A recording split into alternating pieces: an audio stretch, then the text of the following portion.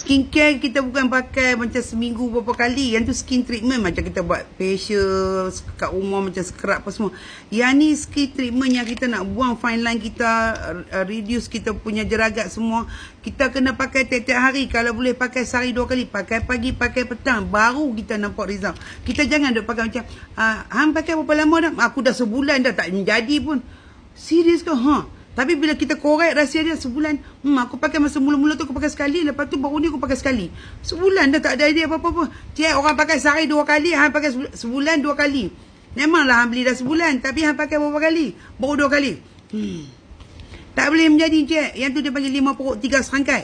Kita nak kulit kita cantik, kita kena rajin. Lepas tu nak bagi kulit kita lagi cantik, kita kena istiqomah, bukan istirahat. Pakai sekali, lepas tu kita tengok. Tak boleh. Dia kena sapu. Cara nak sapu dia senang. Dapat tu, lepas kita mandi, koyak tepi ni.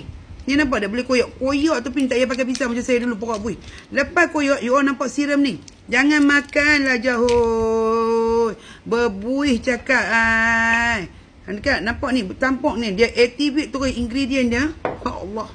Terus sapu area yang you perlukan. Okey, nampak dia macam mana? Sapu dekat day you all.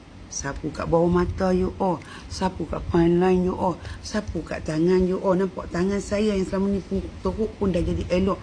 Kalau tangan saya yang selama ni teruk dah jadi elok, apakan lagi kulit muka kita? Tangan ni saya kita mesti belayak. Kita pergi kencing lagi, muruh apa semua. Jadi bagai kita kena guna ayak lagi. Kita pakai sehari 2 kali je. Tetapi muka kita ni, 1 hari kita tahan. Malam sekali pula, dia lah kita ambil uduk. Tapi bukan setiap setengah jam kita ambil uduk.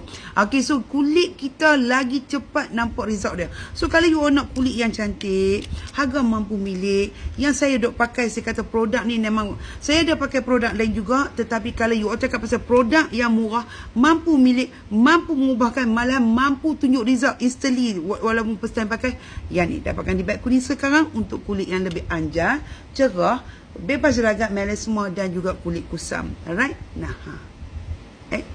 Gitu. Di beg kuning sekarang. Okey, assalamualaikum. Pakai tiap-tiap hari.